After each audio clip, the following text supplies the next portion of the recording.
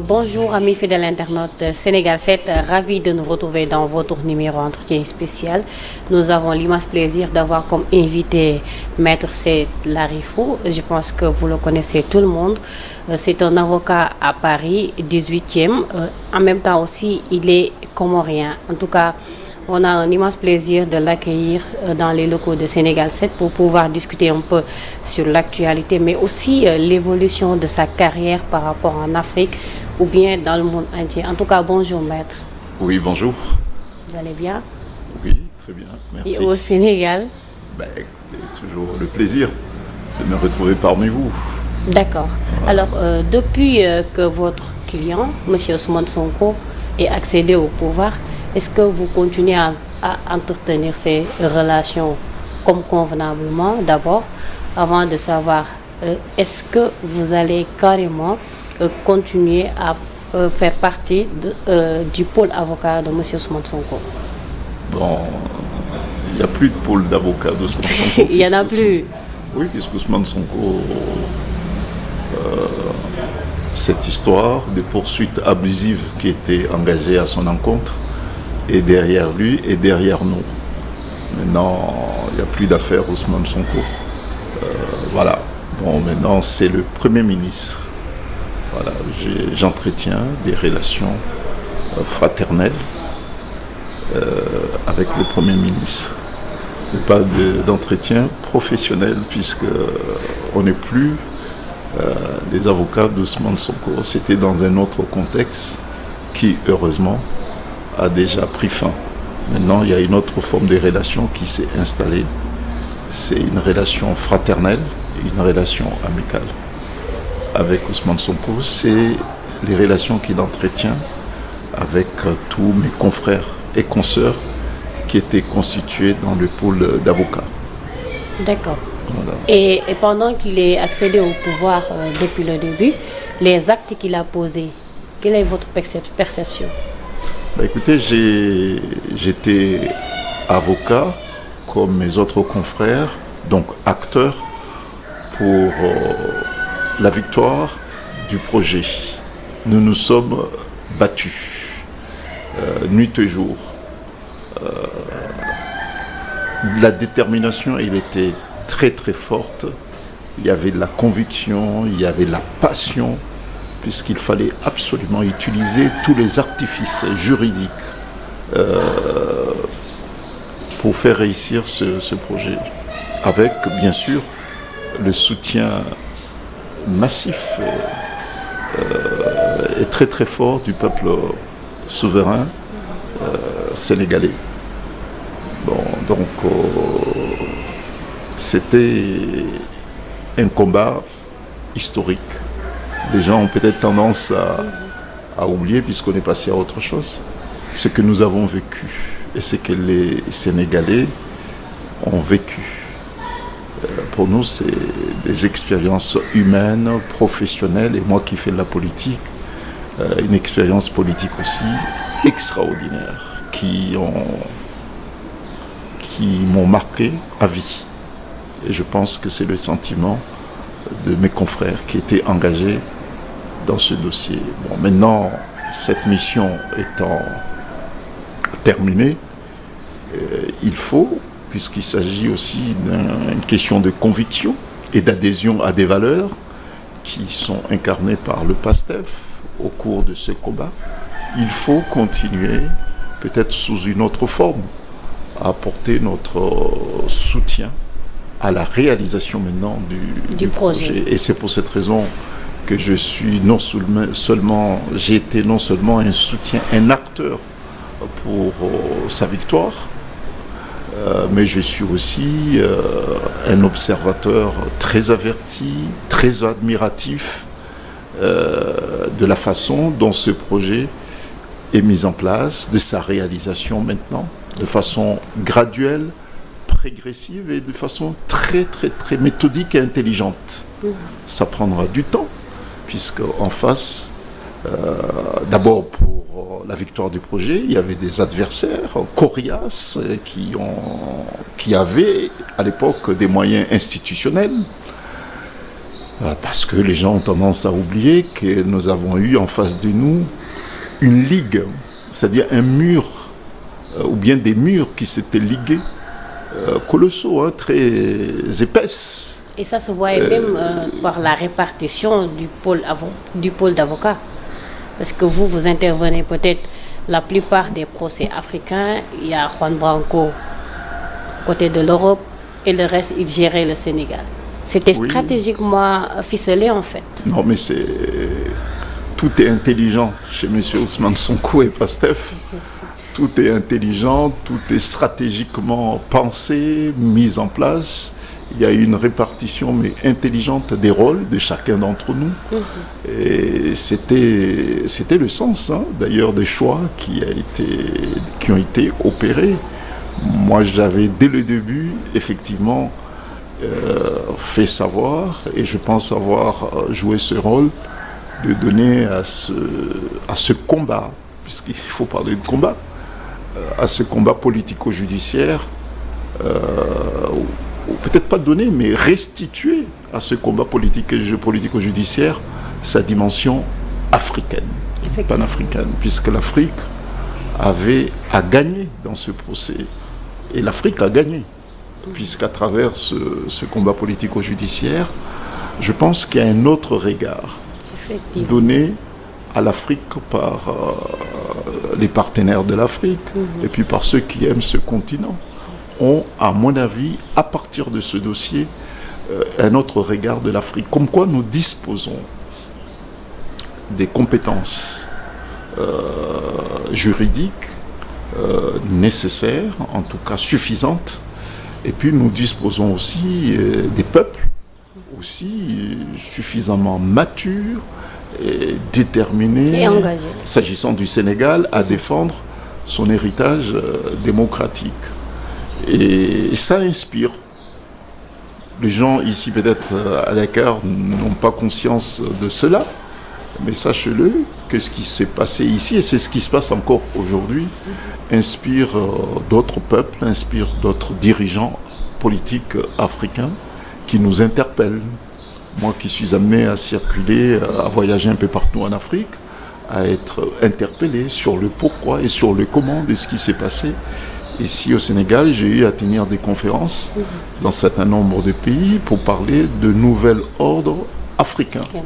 Et je prends souvent Sénégal comme l'exemple de ce qui peut être utile pour l'Afrique de demain ou bien l'Afrique immédiate. Donc engagé, concerné, impliqué pour la victoire du projet, pour répondre à votre question, et puis admiratif, non, et admiratif de la méthodologie de sa réalisation. Une méthodologie intelligente, appliquée, graduelle et qui rassure. Puisqu'il faut quand même en convenir une chose, c'est qu'il y a un système qui est en place depuis l'indépendance du Sénégal jusqu'en 2024. Ce système nécessite, pour définir une autre vision du Sénégal et de l'Afrique, puisque lorsque je parle du Sénégal, c'est aussi valable pour de nombreux pays africains, il y a une nécessité de réexaminer ce système qui a déjà fait ses preuves et qui a montré ses failles et qui a maintenu notre continent dans une situation de dépendance. 60 ans après, notre nouvelle génération, celle de Sonko et du président Diomaye Faye, notre génération a une responsabilité pour les générations futures d'Africains. Donc nous ne pourrons pas, au stade où nous en sommes, et les responsabilités et les moyens que nous disposons aujourd'hui, des moyens politiques, des moyens culturels, et puis des moyens intellectuels aussi, et puis l'environnement qui s'y prête, nous ne pourrons pas laisser notre continent en l'état où il se trouve en ce moment Et puis, ça serait non seulement une trahison pour les générations futures d'Africains, mais ça sera aussi une forme de lâcheté. Et ça, je pense que l'Afrique aujourd'hui dispose des talents d'hommes politiques patriotes, très engagés pour le continent, qui sont tout à fait disposés à faire autant de sacrifices, à faire aussi, puisque c'est un terme qui a aussi été non seulement employé ici, mais qui a été aussi incarné. Cette capacité de faire don de soi. Pour la patrie. Et pour la patrie, pour le pays, pour la patrie, pour la nation. Et ça, je pense que ça se voit ici, c'est évident, moi je l'ai vécu, mais ça commence aussi à se manifester un peu partout. Effectivement, on nous parle de la révolution africaine. Et cette révolution-là va créer le divorce entre l'Afrique et la France presque. Par exemple, on peut prendre l'exemple des autres pays qui se sont retirés d'abord de la CEDEAO pour rejoindre les pays de l'AES. Donc actuellement, on peut dire que le divorce est presque acté. Oui, il y a un divorce. Bon, là, vous parlez des institutions sous-régionales. Des institutions sous-régionales qui sont le reflet de la faillite d'un système. D'accord. Voilà. Bon, maintenant, il faut que ces institutions sous-régionales et ces institutions panafricaines, puisqu'il y a aussi des institutions sous-régionales. Ici, en Afrique de l'Ouest, on parle de la CEDEAO. Là-bas, chez nous, en Afrique de l'Est, Afrique australe, on parle de la SADC, et puis etc., dans les différentes sous-régions africaines. Ces institutions sous-régionales ne reflètent pas les aspirations de nos peuples. Il y a une nécessité absolue et urgente que ces institutions sous-régionales revoient leur gouvernance et puis redéfinissent aussi leurs objectifs pour être en harmonie avec les aspirations des peuples africains. Hier, j'ai eu à discuter avec une éminente personnalité sénégalaise, c'est un homme politique, un ancien ministre, hier qui me disait que le contexte actuel africain provoque une nouvelle actualité politique. Voilà, une nouvelle actualité politique nécessite une nouvelle lecture politique et un nouveau discours et puis voilà, de nouvelles obligations. Ce que nous vivons en ce moment appelle à une nouvelle posture, à un nouveau discours et puis vous parlez tout à l'heure de révolution, moi je parle de rupture. Okay. Vous voyez, pour... Mais est-ce que la rupture est actée? Voilà. Bon, parce qu'il y a des accords entre les colons et les pays colonisateurs. Voilà. Bon, il y a une évolution de nos sociétés, les sociétés africaines. Il y a des nouvelles inspirations des peuples africains. Il faut une rupture. Les pays colonisés, je veux dire. Oui, les pays colonisés, nous ne sommes plus colonisés. Voilà.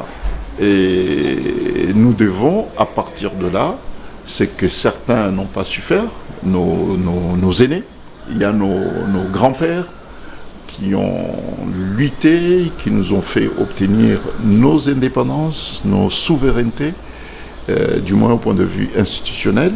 Bon, maintenant, il faut que nous acceptons, il faut que nous nous approprions tous les attributs liés à cette indépendance. Il faut qu'elle soit effective. Il faut que nos souverainetés soient effectives. Ça ne suffit pas lorsqu'on est en face d'un micro, d'une caméra, de dire, écoutez, nous voulons. Non, vous l'avez déjà. Appropriez-vous de tous les attributs liés à la souveraineté, à nos indépendances. Ça fait déjà plus de 60 ans pour certains. Un pays comme les Comores, on est en 2025. Cette année, nous aurons 50 ans d'indépendance. Nous ne pourrons plus continuer 50 ans après et 64 ans pour certains, 65 ans pour certains, continuer à pleurnicher, à se dire victime. Non, 50 ans après, vous n'êtes plus victime, vous êtes acteur et voire même responsable. Et non pas, vous n'êtes plus en apprentissage. de la gestion de votre indépendance. L'Afrique ne doit plus se comporter comme un apprenti de la gestion de ses propres affaires, de sa souveraineté. L'Afrique doit être responsable. Elle doit assumer ses aspirations de ses peuples. Voilà. Et c'est comme ça que je vois les choses, et c'est comme ça aussi que je vois l'avenir immédiat de notre continent. Le Sénégal offre, comme certains pays, et moi je parle de l'expérience sénégalaise puisque je l'ai vécu et je le vis, donne une opportunité exceptionnelle à notre continent de s'inscrire dans une dynamique de rupture, voilà. Plutôt dynamique de révolution. Est-ce que le retrait des bases militaires aussi pourra faciliter les relations diplomatiques? Non, ça c'est un processus, le retrait des bases militaires, c'est un processus normal. Que ce processus s'enclenche aujourd'hui, il y a une volonté politique. Vous voyez? Mais c'est un processus normal, on ne peut pas indéfiniment garder encore des stigmates du colonialisme. Ce n'est plus tenable. Il y a certains qui le savaient, mais ils n'avaient pas la force politique et puis le profil approprié pour l'évoquer. Mais bon, ça c'est un processus normal qui est irréversible, inévitable. Que ce soit la génération des dirigeants actuels qui le fassent, ça rentre dans leur vision des choses et c'est tout à fait normal. Ça ne doit heurter personne, ça ne doit même pas faire l'objet d'une discussion quelconque, puisque c'est un processus normal qui devait se faire à un moment ou un autre. Voilà.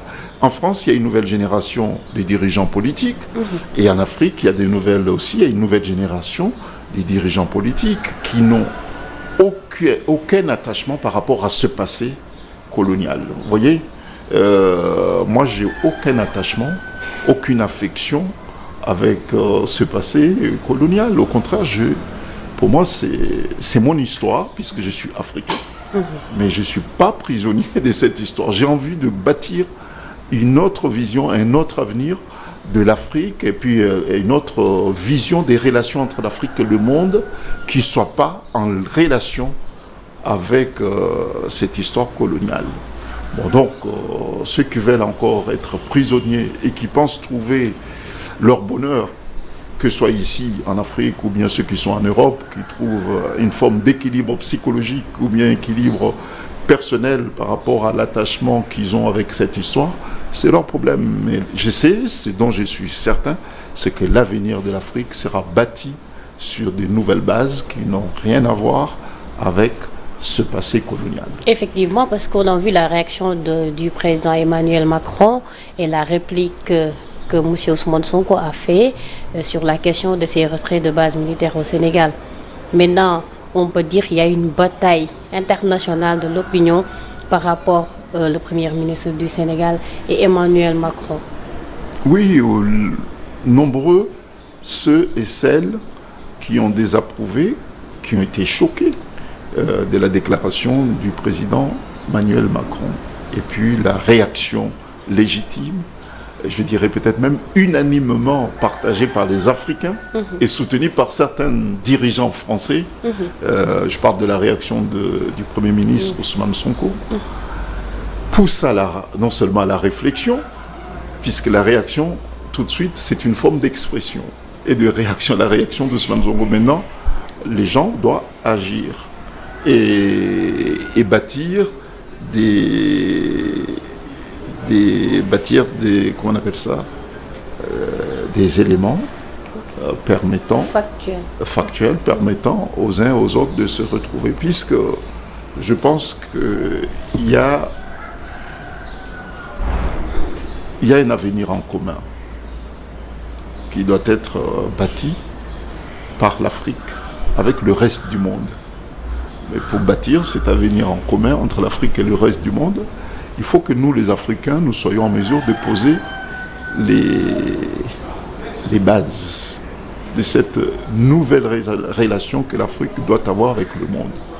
Et ça, il faut des États puissants et non pas des États vulnérables. Vous voyez ? Et là, l'État du Sénégal est en train de poser des actes sur lesquels ces relations avec l'Afrique et puis avec le reste du monde doivent être construites, acheminées et défendues. Et c'est rassurant. Il n'y a pas que le Sénégal, il y a d'autres États africains, chacun le fait à sa façon, sont en train de poser des bases. Et le Mali qui a récemment quitté la CEDEAO aussi. Il y a le Mali qui a récemment quitté la CEDEAO sans être ennemi de notre personne, de notre État ou bien d'une autre puissance, mais le Mali défend à sa façon ses intérêts. Et au-delà de ses intérêts, une autre vision aussi de l'Afrique. Je pense qu'il faut voir les choses comme ça, pas forcément dans un esprit conflictuel. En tout cas, ce n'est pas le néo-panafricanisme ou bien le nouvel ordre panafricain ou bien africain tel que je le conçois, ainsi que d'autres qui partagent la même vision que moi. Mais c'est un néo-panafricanisme, c'est un nouvel ordre africain qui repose sur une vision constructive de l'avenir de l'Afrique de demain sans avoir une posture conflictuelle. On est en conflit contre qui que ce soit. Nous pensons tout simplement que les défis africains, qui sont nombreux, et majeurs, doivent être relevés, en tout cas impliquent les Africains, les défis africains. Il n'y a que les Africains qui sont susceptibles ou bien qui ont la responsabilité de trouver des solutions à nos propres défis. Ce n'est pas aux autres de trouver des solutions à nos problèmes. C'est à nous de le faire.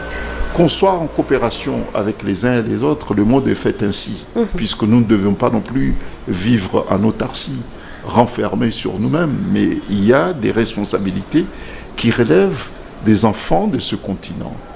C'est leur responsabilité et non pas celle du reste du monde. Donc il ne faut pas... Le temps est terminé d'enfantillage. Nous devons absolument refuser d'être considérés comme des enfants. Non, c'est fini tout ça. Ceux qui seraient tentés de nous prendre comme étant des enfants, 60 ans après et 50 ans pour d'autres, nous devons absolument refuser cela. Voilà. Et les autres doivent aussi, mais pour que cela se fasse, les autres doivent aussi nous voir, nous observer comme étant des gens responsables et puis des gens qui assument aussi leurs responsabilités. Et c'est comme ça que je vois les choses. Et c'est pour cette raison que nous devons nous appuyer sur certains des pays africains qui font preuve de résilience et qui font preuve aussi de courage et d'intelligence et qui arrivent à faire avancer leur pays. Alors, en ce qui concerne le Sénégal, votre lecture sur la nouvelle démarche de la justice, par exemple, hier, le pôle judiciaire financier, il a sorti un communiqué pour nous faire savoir qu'il y a 2,5 milliards récupérés en un laps de temps. C'est un bilan provisoire quand même. Mais comment vous avez vu cette nouvelle démarche? Écoutez, moi, je suis un observateur très averti et admiratif de ce qui se passe ici au Sénégal. Et puis je fais preuve de respect envers le peuple sénégalais qui me rend autant. Vous voyez? Bon, donc je m'abstiendrai de me prononcer sur certaines choses qui se passent ici. Il y a effectivement une actualité qui est extrêmement chargée sur la vie judiciaire. Bon, moi, il y a sur ce qui est reproché aux uns aux autres, je m'abstiendrai de commenter là-dessus. D'accord. Puisque je pense que mes frères et sœurs du Sénégal le font tellement bien et que je ne vais pas m'immiscer sur ça. Mais par contre, en revanche, on comprend. Oui, mais en revanche, il y a un aspect, puisque là, c'est un aspect qui touche la sensibilité humaine.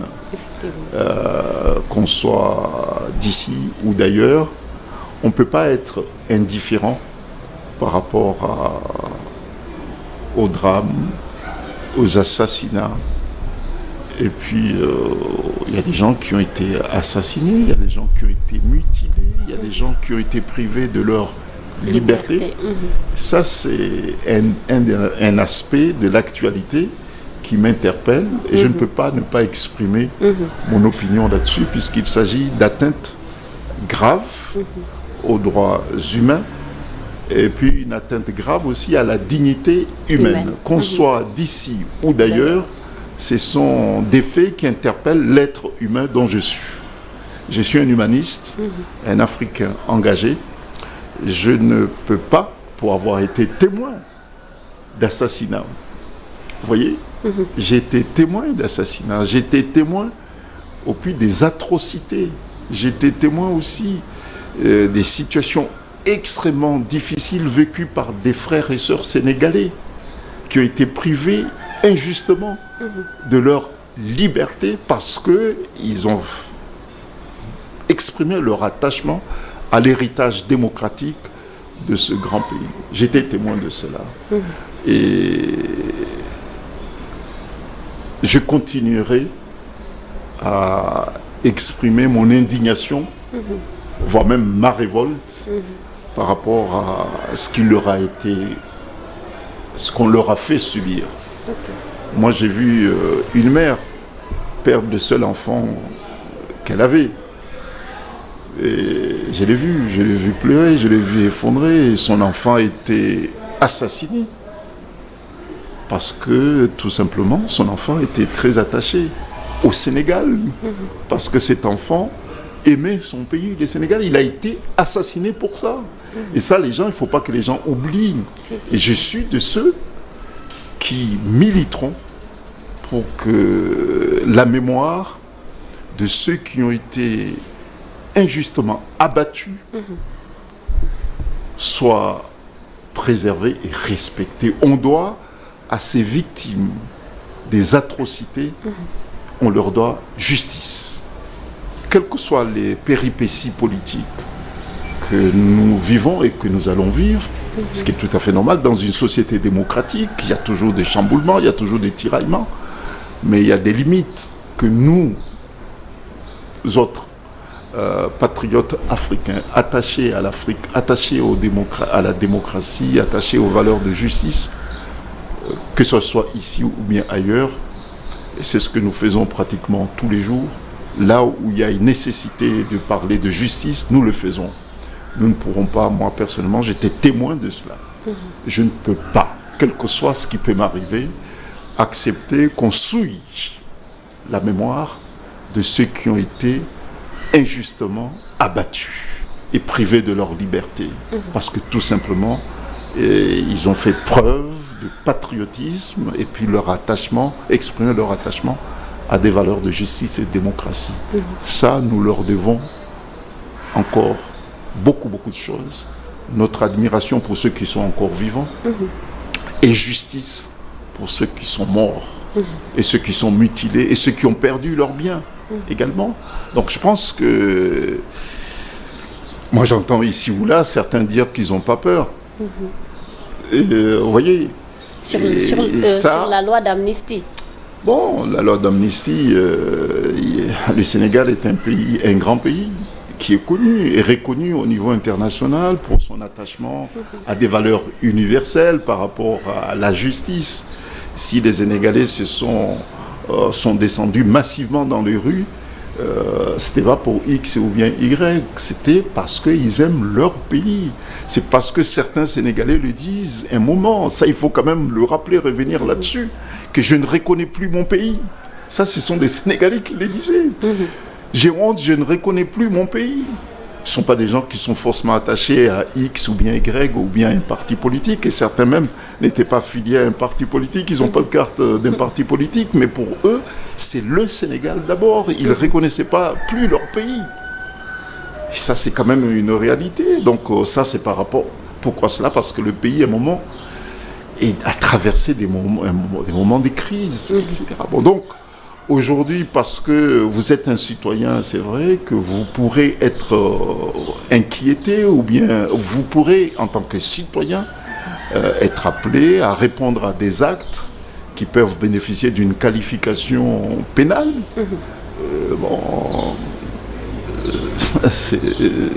Ça arrive à tout le monde. Moi-même, personnellement, qui suis là, j'ai eu à répondre aussi à des actes aussi. Donc c'est comme ça. Mais puis, il y a quand même un minimum, il y a une forme de dignité aussi.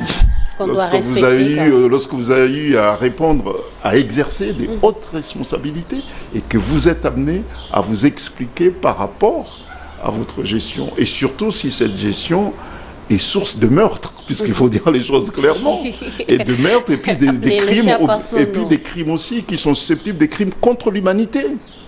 Donc il y a quand même un minimum de retenue. Vous voyez, il y a un minimum de retenue. Et surtout lorsque vous avez eu à occuper des hautes fonctions et que vous êtes à juste titre convoqué pour vous expliquer sur des faits qui peuvent, des faits susceptibles de qualification pénale encore plus graves, des crimes contre l'humanité, et puisqu'il y a quand même une gestion politique qui a provoqué des meurtres. Il y a quand même des dizaines de Sénégalais qui ont quand même été assassinés. Ça, c'est quand même des choses extrêmement graves. Nous le rappellerons chaque fois que cela est nécessaire. Et ce serait une forme de justice que nous rendrons à tous ceux qui ont péri, à tous ceux qui ont été privés de leur liberté, à tous ceux qui ont aussi perdu leurs biens, aussi, à tous ceux qui, à un moment, ont été déçus, ont été blessés par rapport à ce qui a été fait à ce pays. D'accord. Je pense que c'était important quand même de faire ce petit rappel. Alors, d'après vos succès au Sénégal, est-ce que vous envisagez de diriger ou bien d'aller candidater aux îles des Comores? Écoutez, je suis déjà au Sénégal, je suis très présent à Dakar, je suis très présent en Afrique. Mais il est vrai que le Sénégal, je vais peut-être me répéter, le pays donne effectivement à l'Afrique une opportunité de poser des actes pour l'Afrique de demain, à partir d'ici. À partir du Sénégal, il est tout à fait possible, et j'en suis persuadé, et c'est une conviction, je pense qu'il est possible à partir du Sénégal, puisque le pays s'y prête, l'environnement également s'y prête, de poser des actes pour l'Afrique de demain. Alors dans ce cas-là, vous allez vous installer définitivement au Sénégal. Mais j'y suis déjà, n'est-ce pas? Je suis déjà. Donc là, la question ne se pose même pas. J'y suis déjà. Et je pense que oui, il faut travailler. Les choses ne vont pas tomber du ciel comme ça. Mais ça demande un engagement, ça demande un travail constant et permanent. Nous avons, heureusement pour le Sénégal et heureusement pour l'Afrique, nous avons des dirigeants qui sont formatés pour porter l'Afrique. Donc il faut les encourager. La réussite du duo Faye et Sonko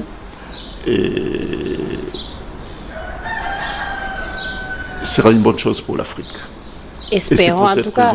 Et puis, en ce qui concerne le Sénégal, sa position par rapport au monde entier. Actuellement, il est devenu un pays exportateur du pétrole. Donc, on peut dire que tous les yeux sont rivés dans ce pays. Par exemple, on a vu le président Bassirou Diomaye Faye.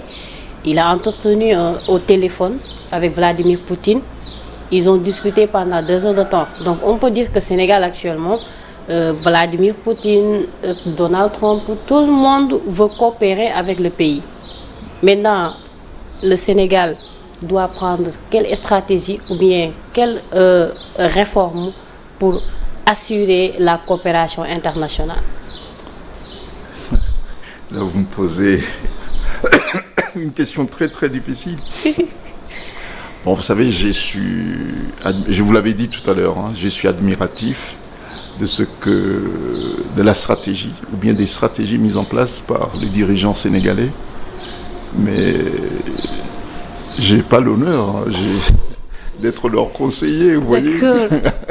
Mais donc, juste votre perception, par exemple, si on vous posait la question de choisir parmi tant de coopérations, peut-être vous aurez un aperçu sur l'un des meilleurs. Non, mais je pense qu'il faut être modeste. Je n'ai pas la prétention de connaître un peu tout ce qui est mis en place, donc je ne me permettrai pas de faire un jugement, etc.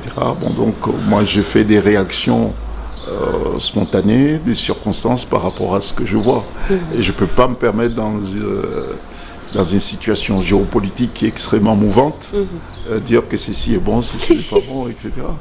J'apprécie, j'admire au fur et à mesure, en fonction de ce qui est mis en place, mais je n'ai pas la prétention, je n'ai pas le moyen et je n'ai pas le rôle, et je ne suis pas habilité à dire qu'il faut faire ceci, il faut faire cela, comme le font certains.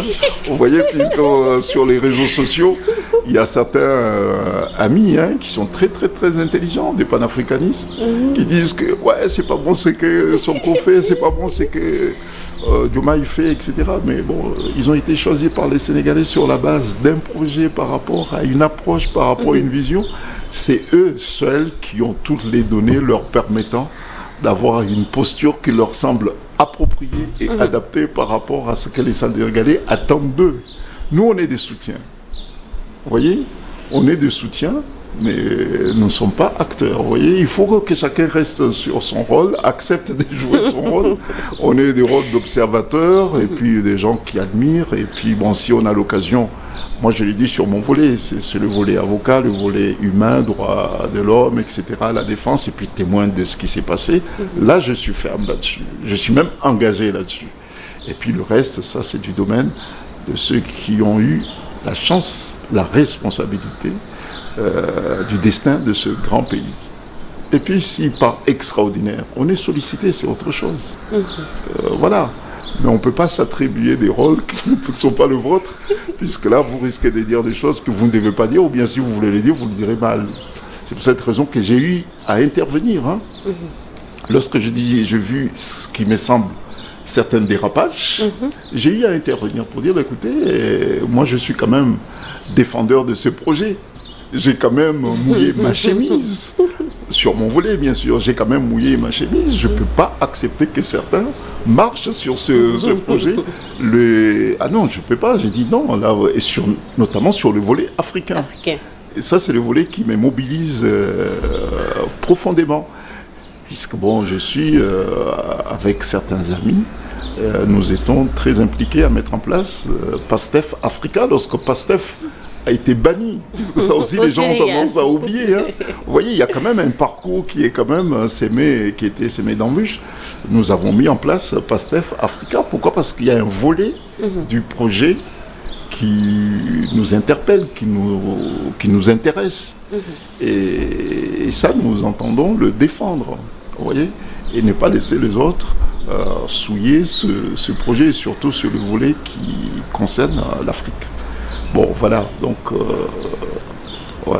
Merci beaucoup, en tout cas, c'était un réel plaisir. Donc, de toute façon, sur la question que vous avez posée, et là, maintenant, c'est pour l'Afrique en général, je pense que nous devons effectivement nous efforcer de discuter avec les grands de ce monde pour apporter ce que l'Afrique pourrait apporter dans la géopolitique internationale et mondiale.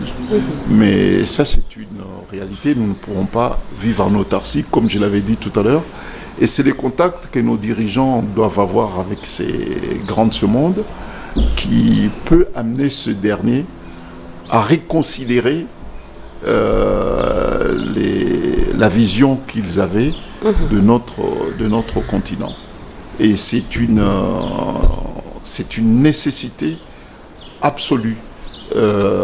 Lorsque le Premier ministre Ousmane Sonko ou bien le président Diomaye a aussi à y aller dire que l'Afrique n'appartient qu'aux Africains. Vous voyez ? Et Comme cette fameuse phrase, Afrique aux Africains. Oui, l'Afrique appartient aux Africains, l'Europe appartient aux Européens et l'Amérique appartient aux Américains. Aux Américains. Bon, voilà que les Américains, l'Amérique entretient des relations avec l'Europe, c'est normal. Que l'Amérique entretient des rapports de coopération avec l'Afrique, c'est normal.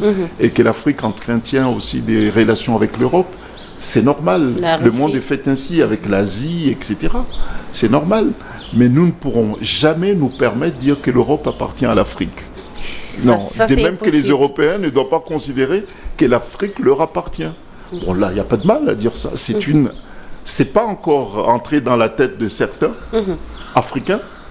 Il y a certains Africains qui n'ont pas encore inscrit que l'Afrique leur appartient. Et qu'il y a certains Européens qui estiment que l'Afrique est toujours leur colonie. Et ça, à mon avis, il faudrait qu'on ait des dirigeants forts et qui croient en nos moyens et qui croient aussi en notre capacité à nous prendre en charge, que nous ne sommes plus... Le logiciel est complètement rouillé et souillé. Maintenant, il faut un autre logiciel. Et heureusement que nous avons des dirigeants qui ont cette détermination. Ils sont au pouvoir. Et de renforcer cette unité quand même. Il faut renforcer cette unité. Il y a des dirigeants qui sont très attachés à l'Afrique et qui croient aussi à l'Afrique. C'est vers eux, justement. Ils ne sont pas nombreux, hein. Que ce soit en Afrique de l'Ouest, que ce soit en Afrique de l'Est, et que ce soit dans les autres coins du continent. Ils ne sont pas nombreux, mais il faut que les forces vives africaines encouragent, donnent les moyens politiques à ces dirigeants africains à aller au-delà. Bon, donc, lorsqu'on est divergent avec eux, on n'est pas d'accord avec eux sur certains points, c'est pas la peine. Et ça, j'invite mes frères et sœurs panafricains, certains du moins, lorsqu'ils partagent pas certaines stratégies avec des dirigeants en place, pas seulement ici, mais ça peut être aussi le cas au Mali, au Burkina, à Madagascar, Niger, et je ne sais pas où. C'est pas la peine de nous entretuer en direct sur les médias. C'est une divergence de stratégie, mais c'est pas une divergence philosophique ni idéologique. C'est pas la peine de nous déshabiller publiquement. Vous voyez, bon, moi je les invite que nos divergences sur des fondamentaux, si tant est qu'il y ait, doivent être résolues différemment. Nous avons tellement de choses en commun, ça serait dangereux, pour ne pas dire malheureux, mais dangereux de nous entretuer publiquement. C'est que certains ne le font pas chez eux. Les Européens, même s'ils sont divergents, mais c'est rare qu'ils l'exposent. Et d'autres continents également. Bon, donc je pense que nous devons, la génération actuelle des dirigeants d'Africains, les forces vives africaines, doivent gérer leurs divergences différemment. Ceux qui se sont battus pour que que nos pays deviennent indépendants avaient sans doute des divergences profondes entre eux. Ils ont su les résoudre différemment sans les étaler publiquement, sinon ils seraient jamais arrivés à arracher les indépendances en 60 et puis d'autres dans les années 70. Bon, donc si je peux dire des choses, si je peux me permettre, j'appellerai mes frères et sœurs qui sont engagés pour la cause africaine d'essayer de voir comment nous pourrons gérer nos divergences et non pas les atteler publiquement, puisque ce n'est pas dans l'intérêt du continent et c'est pas non plus dans l'intérêt des causes qui nous engagent et qui nous mobilisent. Merci beaucoup. En tout cas, c'était un plaisir de vous avoir dans notre plateau. Je vous laisse le soin de saluer mes followers et espérons qu'on se verra dans les plus brefs délais, Inch'Allah. Inch'Allah. Merci beaucoup pour cet honneur. Ce fut un plaisir, c'était l'occasion de passer mes salams à mes frères et sœurs du Sénégal. Merci. Voilà, donc c'était Maître Seyd Larifou, avocat international Paris 18e. Il est quand même d'origine comorien. Espérons qu'il va retourner là-bas pour devenir le nouveau président de la République. On verra, Inch'Allah. Donc, mention spéciale à Babacar Touti, junior sur la coordination. Mor aussi, merci beaucoup. Donc, d'ici là, portez-vous bien. À très bientôt. Jërëjëf.